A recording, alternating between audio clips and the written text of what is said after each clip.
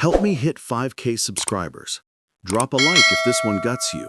Comment, "I felt this," if you've ever been blindsided. And subscribe with notifications on so you never miss a story that rips your heart out. Now, turn off the lights, grab something strong, and let me tell you about the afternoon my marriage died in a single text bubble. I was buried in spreadsheets when my phone buzzed on the desk like a wasp trapped under glass. One glance at the preview, and the numbers on my screen blurred into meaningless gray soup. Hannah Sinclair just had coffee with a friend. Hot beverage. Catching up. Miss you. The little heart emoji she still used after 8 years sat there like a joke written in someone else's handwriting. My thumbs hovered, paralyzed. Something soured crawled up my throat. Not suspicion yet, just a prickle. The way you feel the storm before the first drop hits. I typed, "Delete it." Typed again. My pulse thumped in my ears like a warning. Me, tell him I said hi. Me, actually ask if his wife liked the photos from the cabin weekend. 3 dots appeared, vanished, reappeared. 37 seconds of nothing that felt like 37 years. Hannah Sinclair. What photos? That was the moment the room tilted, because there were no photos from any cabin weekend, not with us. But 6 months ago, she'd come home sun-kissed and glowing, said she'd gone upstate with the girls to unplug. She'd shown me pictures, her laughing on a dock, wine glass catching the sunset, Jenna's arm around her shoulder. I'd liked every single one, told her she'd looked happy. I remember thinking my wife had never looked more beautiful. Now those same photos felt radioactive. Me, the ones where you're wearing my gray hoodie? The one you said got ruined in the wash? Funny how it came back from the cabin weekend without a single stain. The dots didn't come back this time. I stared at the screen until the letters burned. My hands started shaking so hard the phone clattered against the desk. 8 years. 2 miscarriages we cried through together. The night we slow danced in the kitchen to a song we couldn't name because the baby we finally had was asleep in the next room. All of it collapsing inside my chest like a building hit by silent explosives. I called her straight to voicemail, her laughing voice telling me to leave a message. The same recording she had since college. I hung up and dialed again. Again. Again. Each unanswered ring carved something out of me. Then the text came. "Hannah Sinclair, can we talk when I get home? Please?" No denial, no frantic explanation. Just that soft little please she used when she knew she'd already lost.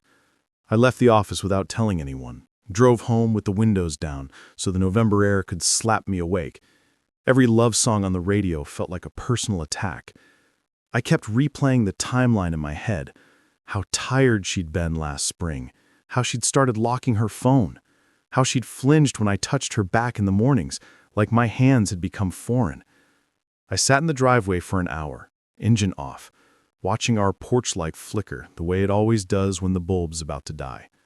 When her car finally pulled in, the headlights swept across the garage like searchlights. She killed the engine but didn't get out. I watched her silhouette sit there, head against the steering wheel. Eventually, the driver's door opened.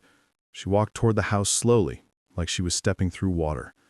Her eyes were puffy, mascara smudged into bruises. When she saw me in the dark, she stopped 10 feet away. "Jake?" Her name cracked in her throat. I couldn't speak. My tongue felt glued to the roof of my mouth. She hugged herself, rocking slightly. It wasn't supposed to happen.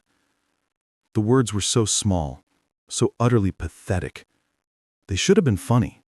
They weren't. How long? My voice came out scraped raw. She looked at the ground. Since April. 7 months. 7 months of her kissing me goodnight while someone else's cologne lingered in her hair. 7 months of me packing her favorite lunch on days she had to work late. 7 months of making love to a woman who was already gone. His wife? No, I asked. Her shoulders curled inward. "She found out last week. That's why you sent the coffee text." I laughed, and the sound scared even me. Damage control in case. She reached out to me first. Tears rolled down her cheeks, but she didn't wipe them away. I was going to end it tonight, I swear. I was walking in there to end it. But you didn't. She had no answer for that. We stood there in the cold while the porch light finally gave up and died, plunging us into darkness. I wanted to scream, to shove her, to drop to my knees and beg her to unchoose him. Instead, I heard myself say the sentence that ended us. Pack a bag. You're not sleeping here tonight. Jake? Now, Sarah. She walked past me into the house like a ghost. I stayed on the porch, listening to drawers open and close upstairs, the soft thud of her suitcase, the jangle of her keys. 20 minutes later, she came back down carrying the overnight bag we'd bought for our honeymoon. She paused at the door. "I'm so sorry," she whispered. "I never meant to hurt you." "You didn't hurt me," I said, as surprised at how steady my voice was. "You deleted me." The door shut behind her with a click that sounded exactly like a coffin lid. I don't know how long I stood there. Long enough for the neighbor's sprinklers to come on and soak my shoes. Long enough for our daughter's nightlight to flick off across the street at the babysitter's. When I finally went inside, the house smelled like her perfume and the lie we'd been living. I opened my phone and stared at that coffee text one last time. Then I screenshotted it, cropped out the heart emoji she no longer deserved, and sent it to the one person who needed to see it. His wife replied instantly. "Thank you. I owe you." I turned off the phone, poured 3 fingers of the bourbon we'd been saving for Lily's high school graduation, and sat in the dark until the bottle was empty and the pain finally went numb. Somewhere around 4 a.m., I realized the worst part wasn't that she cheated. The worst part was I still loved her enough to hope she'd fight to come home. She never did.